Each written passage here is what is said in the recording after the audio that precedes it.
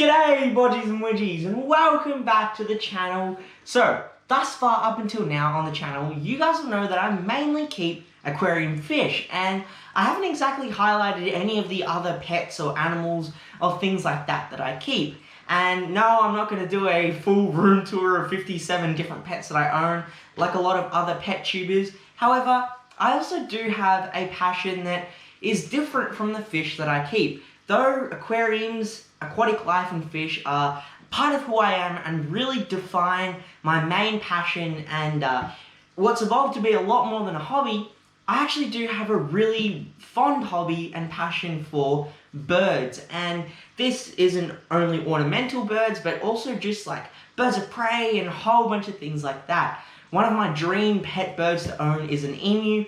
However, I don't exactly have the perfect housing requirements for that. So, in the meanwhile, I really do like keeping chickens. Look at all those chickens! So, I'll bring you guys along, show you the chicken coop, and then we'll grab the chickens, bring them inside, and we'll look at each and every one of the birds that I own, and talk about their personality, their breed, their behaviour, and things like that in a little bit more detail. So, let's get on to it. Look at them all, so eager to come outside. What? Okay, let's come up to the gate. Oh, if I release them, I know I'm going to regret it because it's going to be a pain to catch them again, to take them inside, but alrighty, come on. They're so friendly though. I love them. Look at them. You're not making my life any bit easier, so please just run to the coop and then I'll grab you all one by one. No? You're not going to listen? Bird... Oh, wait. Actually, this is a good idea. Okay. Okay, so this is an incredibly high stimulus... Oh, okay. Come on.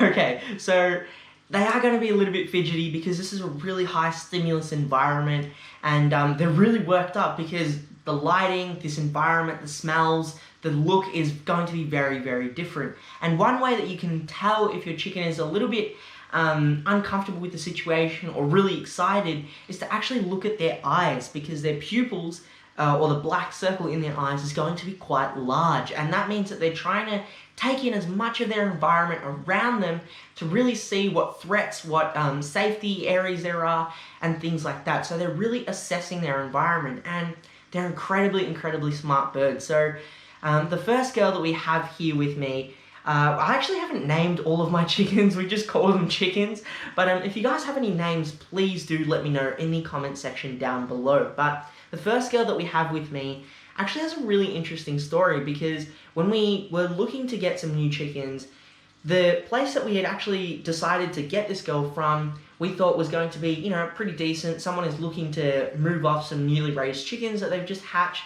so we went there. However, what we saw was actually quite saddening, because it was a big shed and there was about 50 to 100 chickens all crammed in there, incredibly dusty, really dark, really damp environment, and it's just really not suited for their health. The other thing was that there were two big dogs that were running around constantly chasing these chickens, and they would have actually probably killed off some of the chickens. And yeah, this girl, when we got her, was extremely scared of basically anything and everything, and she would spend a lot of her time hiding, not really coming out at all.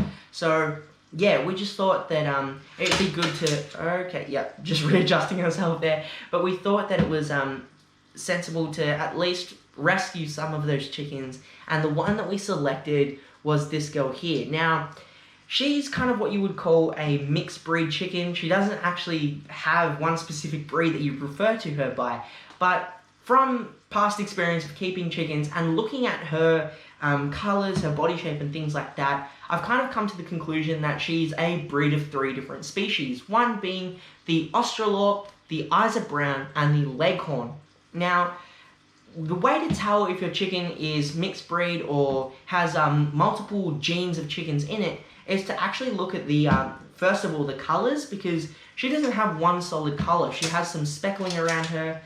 We're right there. You're gonna jump or what? You wanna just like stand? Alright, cool. I'll just support you here, but don't jump. She's just really feeling comfortable now, so she's standing up, looking at her environment. But you'll notice that the colours on her are quite different. She has this kind of ashy, almost grey colour to her. And she also has these, I don't know where to look, you know, like hold your head to that side, so I'll look here. But she has this ashy colour, some black speckling, a little bit of gold in her feathers. And these are all certain characteristics that you'd find with the three birds that I mentioned, being the Isa brown, the Australorp, and the Leghorn. She also has a really tall physique, which is renowned for the Leghorn bird, and she's quite a lean bird as well. So the Australorp and Leghorn really tick those boxes. And also the brown that you'll see just below her neck here is quite renowned of the Isa brown. Yeah, she's the most dominant bird that we have at the moment, and chickens actually have a social class, a social hierarchy that they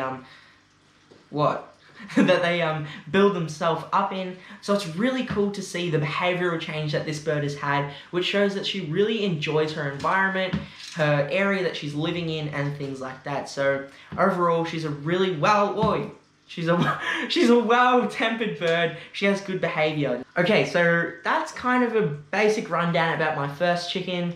I really love this girl. She's my favourite out of the three that I have, just because of the way she was brought up, the way that she's changed her behaviour and things like that. She's just a really beautiful looking bird. Her pupils and her eyes are actually two different colours. So this one is a little bit more orange, and this side is, actually no, this side is a bit orange, and this side is a little bit more green. So just a really unique bird, and yeah, quite different. So I really love her. But we'll set her down. Okay, what's going on? All right, we'll set her down, and I'll go and get my next bird. Okay, so this here is my next bird, and she is your typical Isa brown. So when someone says chicken, this is kind of the typical chicken that is going to come into your mind as a picture. And this girl is the smallest chicken that I have, and she's a really well-tempered bird. Isa browns, if you're looking to get into chickens, I would say are the best bird to get into, simply because they get to a really nice size, they lay a lot of eggs, big eggs as well. However, they're an extremely docile bird. A lot of the smaller birds that people recommend, like bantams and things like that, though they are small and they stay small, the issue is that they're extremely athletic, and if you're living in a suburban area, they will clear a 6-foot fence just like that. And I have seen it in person, and my neighbours many times have had one of our bantams that we used to have jump over the fence. So in a year, they lay roughly around 340 to 350 eggs. They're an extremely good egg layer. There's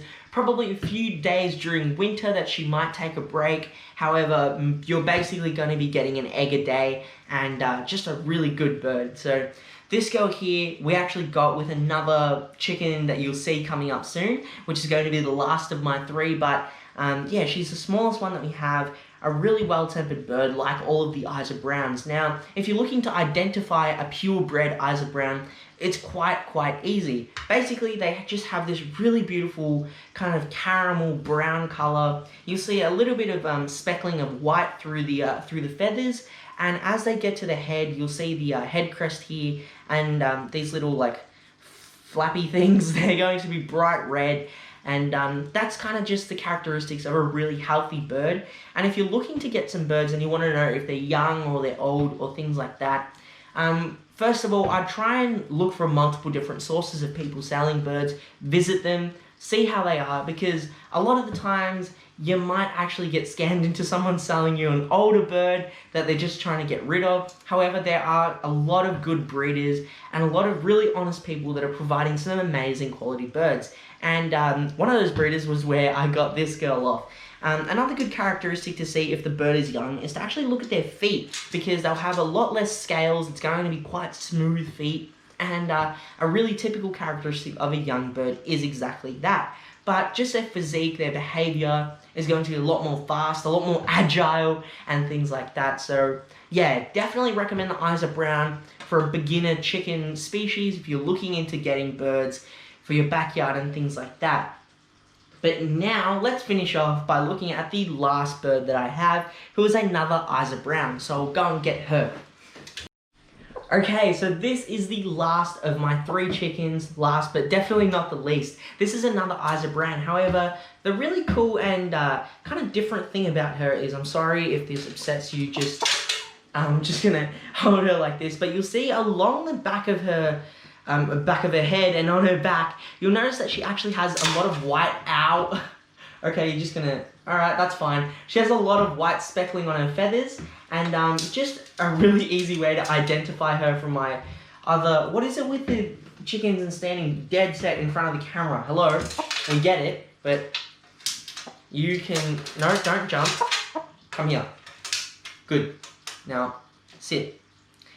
This is a really good tip. If you have a chicken that's getting a little bit more, riled up, that when you're trying to hold it and medicate them or things like that, a really good way to get them calmed down and sitting on the floor as quick as possible is to, come here, grab them by the side, set them where you want them, and grab your hand, stay here please, okay? So have one hand above them, on their back, grab your hand like this, just from where the neck meets the back, put your hand there like you can see here, my thumb's here, my hand is coming this way, and slowly press down. You're not putting pressure, you're just moving your hand down, and you see naturally she's doing this by herself. It's a way to calm them down, get them a lot more closer to the ground, and that way she'll just rest.